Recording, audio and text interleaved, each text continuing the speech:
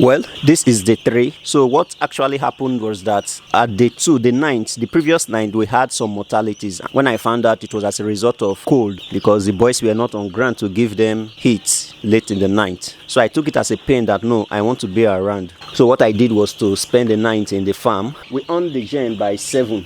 So look at how some of them normally die. Look at it. Now you see this one now has fallen over and there is nobody to pick it up. So these birds now will die if not checked.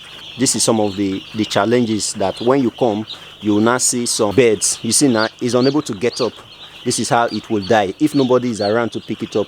You see, I've picked it up now and you see, they are all crowding in. It's very weak. You come back and meet it that it's dead. So that is why when you are brooding, you have to be around. You cannot get 100% healthy birds, you understand, but at least you should have 95 to 98% of healthy birds. So this one is very weak now. They've stepped on it, and that is why you have to be on around. In fact, I advise that in every 2 to 3 hours you should check your birds. If I had not come to check this bird I would have met it dead. So what I did was that I came here by 7. I stayed from 7. I on-gen for them from 7 till 11 p.m. Then by 11 p.m. I gave them feed, I gave them water, and I switched off the light, leaving just the rechargeable light. So by 2:33, so when I came, I gave them heat again, and I on the gen because the light was dim then, they couldn't see. They huddled together, so I decided to give them heat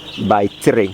I gave them water by 3, and I gave them feed by 3. And what happened next was that I on the gen from 3 a.m. till 5 a.m. and during those periods I was monitoring them. So by 5 a.m. I switched off the generator, leaving the rechargeable light to work till this morning. What I did was to remove the drinkers that the water have finished from. The essence of doing this is to make the birds not to be running around, rather they'll pay more attention to the drinkers that has water in them and they'll finish it on time. So if you look around now, you'll see that it's just there are 4 drinkers that are left with water, and these are the 4 drinkers. I want to make sure they finish it. There should be no wastage. So these are the 4 drinkers. These are 3. This is the 4th one, and these are the ones that they finished water from. I just have to remove them. No need leaving them. Now I've removed one other drinker. There's no water in this drinker. I've removed it. So I'm left with 3, the drinkers, and this one is almost through. They finished this one as well. So I'm just going to remove the water that is left here and pour it into another drinker. This is it.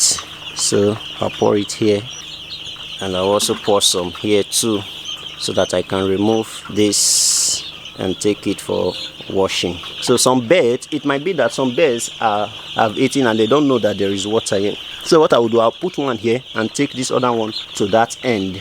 I'm taking it to this end. So now there are some birds that don't know that there is water here. So how do you make them to know that there is water here?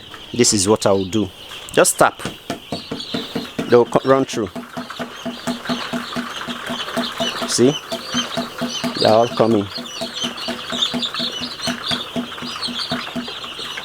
So they now know that there is water here.